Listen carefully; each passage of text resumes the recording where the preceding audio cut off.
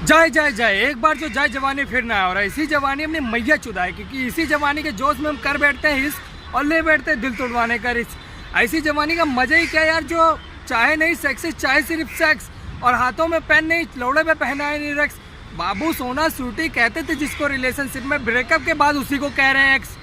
अगर एक्स देश है तो उसका प्यार देश की जीडीपी जो कि हमेशा गिरी हुई ही रहेगी। अगर एक्स एंटीना है तो उसका प्यार एंटीना से आने वाली डिश जो कि हमेशा बिगड़ी हुई ही रहेगी। और सुना था प्यार अंधा होता है, शायद इसीलिए उसको हमारा एसएमएस नहीं दिखता था। और जिसके साथ हम 69 करने के सपने देखते थे वो अदर 9 के साथ बिजी रहती थी। जिसकी सारी फीलिंग्स हम समझते तो वो बिन लौड़ा की औरत हमारी फीलिंग्स की गांड मार के चली गई। और भाई साहब, अगर इनके बेस्ट फ्रेंड को कुछ कह दो तो कहते थे he is like my brother, और फिर उसी के साथ धोखा दे के चली गई। मतलब कि बड़ा ही बहन चोद निकला तुम्हारा यार। ये रिश्ता क्या कहलाता जो पौन आपके बाहर भी चुदाम मचाता है।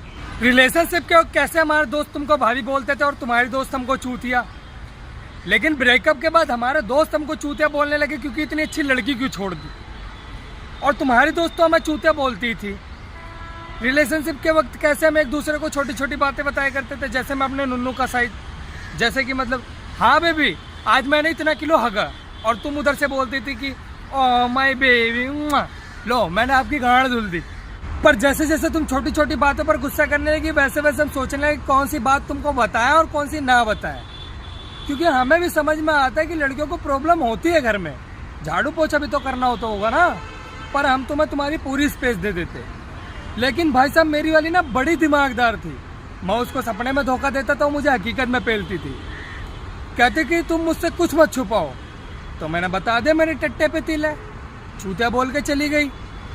एक बार उसने कहा था कि तुम्हें जब कभी भी मेरी याद आए तो मुझे फ़ोन करना। तो मैं एक बार सब्जी मंडी गया था सब्जी लेने, तो वहाँ मुझे 2 नींबू दिखे, तो मैंने तुरंत कॉल किया, चूतिया बोल के फिर फ़ोन काट दिया। मैं बता रहा हूँ लड़कियों को कोई नहीं समझ सकता। द फैमिली मैन वाले श्रीकांत भाई की बंदी को देख लो, अच्छा खासा जॉब करते थे, 9 to 5 करवा दी, बेबी को भी संभालना पड़ रहा था, बच्चों को भी संभालना पड़ रहा था, लेकिन कॉम्प्रोमाइज करने के बजाय मेंटल स्ट्रेस का रंडी रोना शुरू करवा दी। तो भैया अब हम समझ गए, जिस प्रकार मनुष्य झाटों को नजरअंदाज करके अपने जिप योनि पर ध्यान केंद्रित करता है, उसी प्रकार आने वाली परेशानियों को नजरअंदाज करके सिर्फ अपने लक्ष्य पर ध्यान केंद्रित करना है। क्योंकि लिंक जैसे सख्त बने रहोगे तभी तो अंदर जाके मजा ले पाओगे, गोटे जैसे बने रहोगे तो बाहर रह के सिर्फ झटके ही खाओगे।